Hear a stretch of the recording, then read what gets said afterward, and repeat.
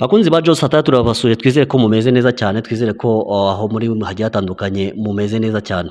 Nkuko rero twabibasezeranije mu biganiro byacu, twababwiye ko tuzajya tugenda tuvuga ku bayobozi bagiye batandukanye ba M23, tugenda tubabwira bimwe muri byinshi bigenda bibaranga ndetse nabo ari bo. Uyu munsi rero mu kiganiro cyacu turaza kuvuga ku muyobozi cyangwa se umuvugizi wa AFC M23 Lawrence Kanyuka. Uyu mugabo rero wagiye ubona amatangazo menshi cyane ya AFC M23, ukabona ko ari we wayasinyeho, ariko ukibaza se ubundi Lawrence Kanyuka ni muntu ki? Ese ubundi yabaye umuvugizi wa M23 ryari? Ibyo nibyo ugiye gusobanukirwa muri iki kiganiro. Hanyuma kandi ikindi ugomba kumenya nuko uyu Lawrence Kanyuka ubundi akomoka hamwe na Perezida wa Kongo Felix Tshisekedi, hanyuma uyu munsi akaba amusaba ko baganira ku byo batumvikanaho ku bijyanye n'uburenganzira bw'abaturage ba Kongo, ariko uyu munsi Felix Tshisekedi akaba yanga ko baganira. Ese ubundi wakibaza uyu Lawrence Kanyuka hora asaba Perezida wa Kongo ko baganira, ubundi ni muntu ki, ninde? Hanyuma dutangira, Lawrence Kanyuka akenshi uzamubona agenda asobanura ibintu byinshi bigiye bitandukanye. Wibaza kuri M23 uzamubona mu matangazo menshi agiye atandukanye, niwe wayasinyeho. Ubundi uyu Lawrence Kanyuka ni umugabo kuko ubu ngubu ni umuvugizi wa AFC M23, akaba yaravutse mu 1970, ubwo bivuze ko afite imyaka 55. Ni umugabo ukunda ubucuruzi cyane ndetse ntago akunda gushyira hanze ubuzima bwe bwite. Muri rusange mu byo akora acisha make cyane ndetse akaba umuhanga mu kuvuga indimi zirenga 3. Ngira ngo wagiye ubyumvaho, yabaga ari muri press conference akavuga mu Cyongereza, akavuga mu Gifaransa, akavuga ndetse no mu Giswahili. Akaba ari umugabo w'umuhanga cyane, ibyo bigaba bituma avugana n'itangazamakuru bimworoheye aho avugira M23. Hanyuma kandi uyu Lawrence Kanyuka ni umwe mu baharanira uburenganzira bw'abanyekongo bavuga ikinyarwanda bicwa bazira uko bavutse. Akaba rero ari umugabo w'umunyabigwi byinshi cyane ndetse bigaragazwa ndetse n'amateka ye. Uyu Lawrence Kanyuka ubundi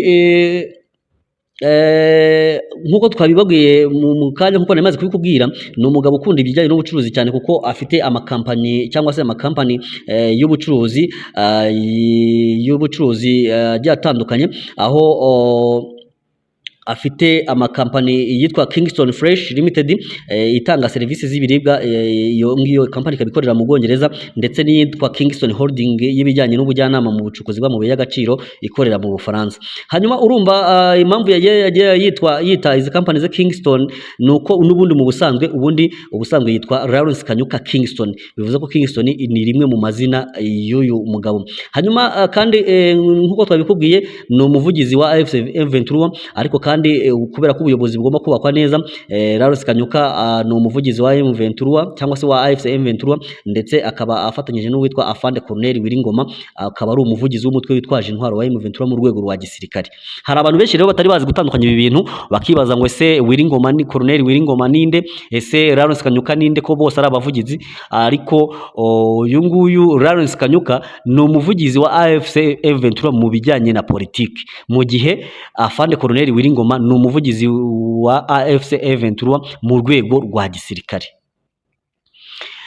Lawrence Kanyuka Kingston rero mu nshingano zo kuba umuvugizi wa M23 ni ingenzi cyane mu ngamba zo gutanga ubutumwa ku miryango mpuzamahanga ndetse no gutangaza amakuru ya M23 babimenyesha itangazamakuru.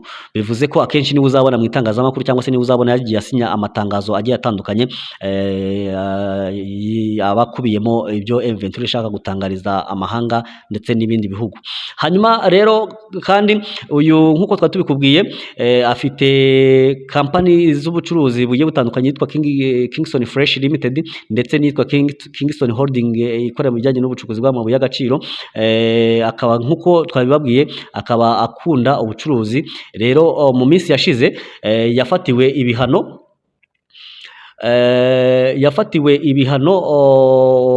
mu bijyanye n'ubucuruzi ariko we mu by'ukuri akaba avuga ko ibihano nta kintu bivuze kuko we icyo akeneye ari uko abanyekongo bahabwa uburenganzira bwabo. Uyu Lawrence Kanyuka mbere yuko aba umuvugizi wa M23 si ubwa mbere kuko n'ubundi yigeze ahabwa inshingano nk'izo ngizo kuko yigeze gukora mu biro by'ubuvugizi bwa M23 aba umuvugizi wungirije w'uyu mutwe wa M23. Rero abantu benshi ntabwo bari baziho aho atandukaniye na Afande Wiringoma. Rero kugira ngo byumve nuko uyu nguyu Lawrence Kanyuka ni umuvugizi wa AFC M23 mu bya politike, mu gihe uyu Afande Wiringoma ari umuvugizi wa AFC M23 mu bijyanye n'igisirikare.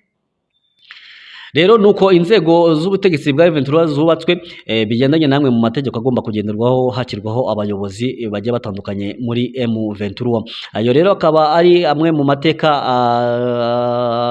ya Lawrence Kanyuka, akaba mu by'ukuri bigoye cyane kumenya amateka ye cyangwa se kumenya byinshi kuri we kubera ko ubuzima bwe nkuko nabikubwiye ubundi buzima bwe we bwite agenda abugira ibanga, ntago abushyira hanze. Nge rero nari Mr. Joe, tuze gusubira mu yindi sango yacu y'amakuru ari imbere.